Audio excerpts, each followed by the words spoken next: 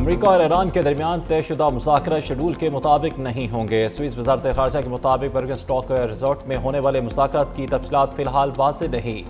امریکہ ایران مذاکرات آج شروع ہونا تھے۔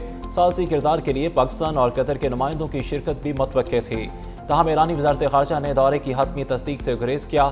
وائٹ ہاؤس کے مطابق امریکی نائب صدر جے ڈی وینس کی سوئٹزرلینڈ روانگی بھی مؤخر کر دی گئی۔ گزشتہ رات وزیراعظم شہباز شریف کی روانگی بھی منسوخ کر دی گئی تھی۔ امریکی حکام کے مطابق تکنیکی اور انتظامی امور مکمل ہونے کے بعد ہی آئندہ مرحلے کا اعلان کیا جائے گا۔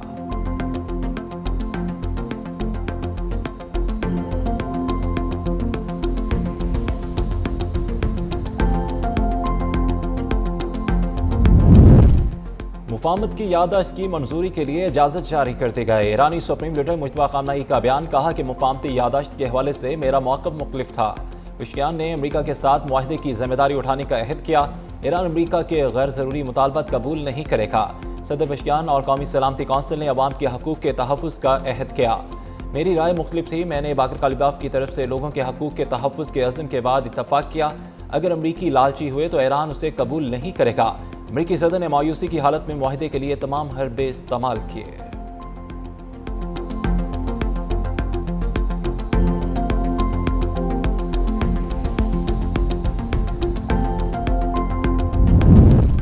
امریکی صدر ڈونلڈ ٹرمپ کے ایران کو $300 ارب ادائیگی کی خبروں کی تردید، کہا کہ یہ سراسر جعلی خبر اور ڈیموکریٹس کا پروپیگنڈا ہے۔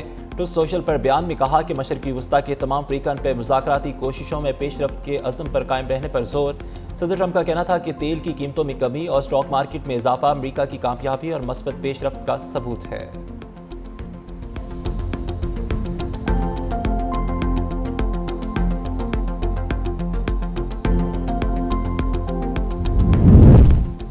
ایران کے ساتھ ڈیل امریکہ کے مفاد میں ہے۔ ایران کی فوجی قیادت کو ختم کر دیا۔ امریکی نائب صدر جے ڈی وینس نے کہا کہ ایران نے رویہ ٹھیک نہ کیا تو دوسرا راستہ بھی ہے۔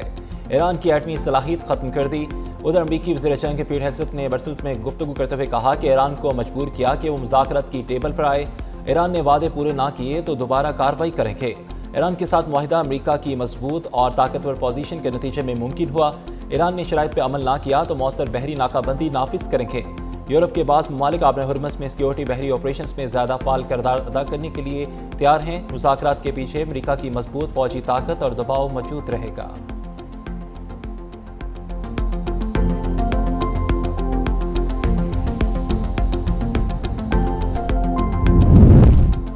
معاہدے کی خلاف ورزی، بدنیتی یا غیر ضروری مطالبات کا سخت اور فیصلہ کن جواب دیا جائے گا۔ ایرانی پارلیمنٹ کے اسپیکر محمد باقر کالیباف کا دو ٹوک موقف، کہا کہ وعدہ خلافی پر بھرپور رد عمل دیں گے۔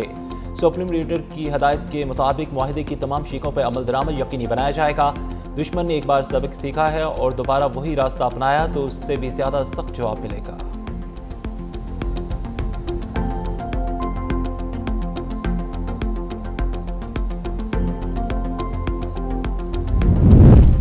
امریکہ کی حزب اللہ کے خلاف نئی پابندیاں، فنڈز جمع کرنے والے افراد اور کمپنیوں کو بلیک لسٹ کر دیا۔ حزب اللہ کی سیاسی کونسل کے نائب سربراہ محمود قمادی اور ماردرا موومنٹ کے سربراہ سلیمان کانشیا بھی پابندیوں کی زد میں آ گئے۔ امریکی محکمہ خزانہ کے مطابق حزب اللہ کو غیر مسلح کرنا لبنان کے امن کے لیے ضروری ہے۔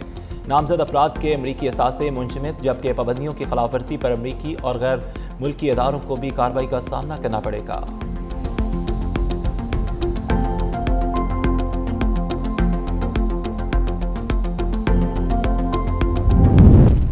اسرائیل کی لبنان میں سیز فائر کی خلاف ورزیاں جاری، جنوبی لبنان پر متعدد حملے، 16 افراد شہید۔ لبنانی سرکاری خبر ایجنسی کے مطابق اسرائیلی فوج نے گزشتہ رات جنوبی لبنان پر شدید ترین بمباری کی اور متعدد رہائشی مکانات کو نشانہ بنایا۔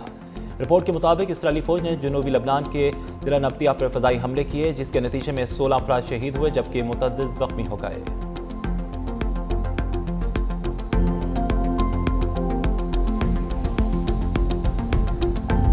پاکستان کی عوام نے مجھ پہ، میرے جماعت پہ اعتماد کیا ہے، اور میرا منشور جناب اسپیکر یہ تھا کہ میں نے گلگت بلتستان کے عوام سے یہ وعدہ کیا کہ ان کی جو حق حاکمیت کے بارے میں، حق ملکیت کے بارے میں اور حق روزگار کے بارے میں حقوق ہے، انشاءاللہ تعالیٰ میں ان کے لیے جدوجہد کروں گا اور ان کو یہ حقوق دلواؤں گا۔ آزاد کشمیر میں مہاجرین کی نشستیں بندوق کے زور پر ختم نہیں ہو سکتی۔ احتجاج کرنے والوں سے کہوں گا کہ بس بہت ہو گیا۔ قومی اسمبلی میں خطاب کرتے ہوئے چیئرمین پیپلز پارٹی بلال بھٹو نے کہا کہ آزاد کشمیر میں قانون کو ہاتھ میں لینے والوں کے خلاف ایکشن لینا ہوگا۔ ہم آزاد کشمیر کو مزید نقصان نہیں پہنچانے دیں گے۔ کشمیر کا فیصلہ صرف کشمیری ہی کریں گے۔ گلگت بلتستان کے عوام کو ان کا آئینی حق دیا جائے۔ قومی اسمبلی اور جے بی میں گلگت بلتستان کو نمائندگی دی جائے۔ مودی نے پانی بند کیا تو پاکستان جنگ کے لیے تیار ہے۔ بھارت کی جانب سے آپریشن سندور 2 کی دھمکی دے دی جا رہی ہے۔ پاکستان کا پانی بچانے کے لیے بچہ بچہ لڑنے کے لیے تیار ہے۔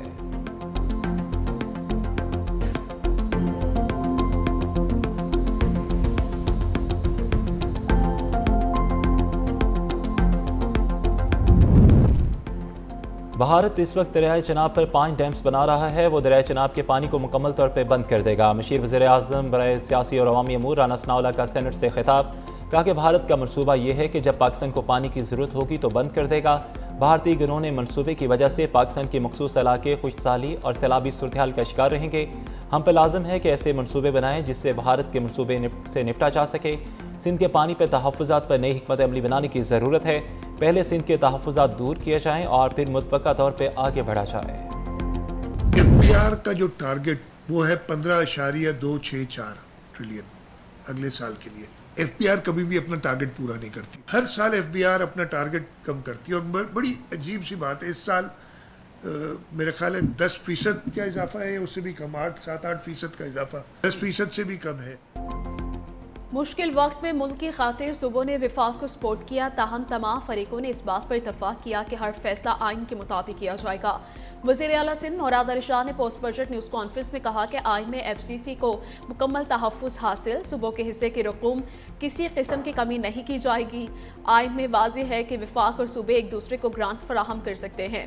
صوبے میں امن و امان اور سیکیورٹی کے لیے قطعی رقم مختص کی گئی۔ وفاق نے K4 پر 18 ارب روپے کی ضرورت کے برعکس 10 ارب روپے رکھے۔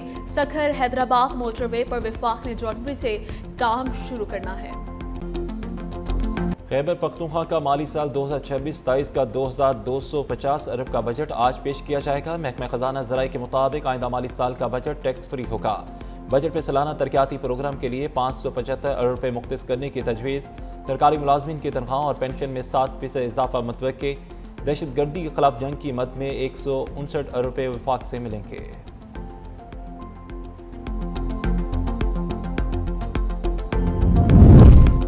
اور خیبر پختونخوا میں گزشتہ 24 گھنٹوں کے دوران تیز آندھی، آسمانی بجلی گرنے اور تیز بارشوں کے باعث جانی مالی نقصانات۔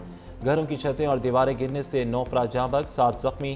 جاں بحق افراد میں 5 مرد، 2 بچے اور 2 خواتین، جبکہ زخمیوں میں 7 مرد شامل۔ عوام بلا وجہ سفر سے گریز کریں اور حساس سیاحتی مقامات کا رخ نہ کریں، اور حکومتی اداروں کی جانب سے ایڈوائزری پر عمل کریں۔ PDMA کا الرٹ جاری، عوام کسی بھی ناخوشگوار واقعے کی اطلاع، موسمی صورتحال سے آگاہی اور معلومات کے لیے فری ہیلپ لائن 1700 پر رابطہ کر سکتے ہیں۔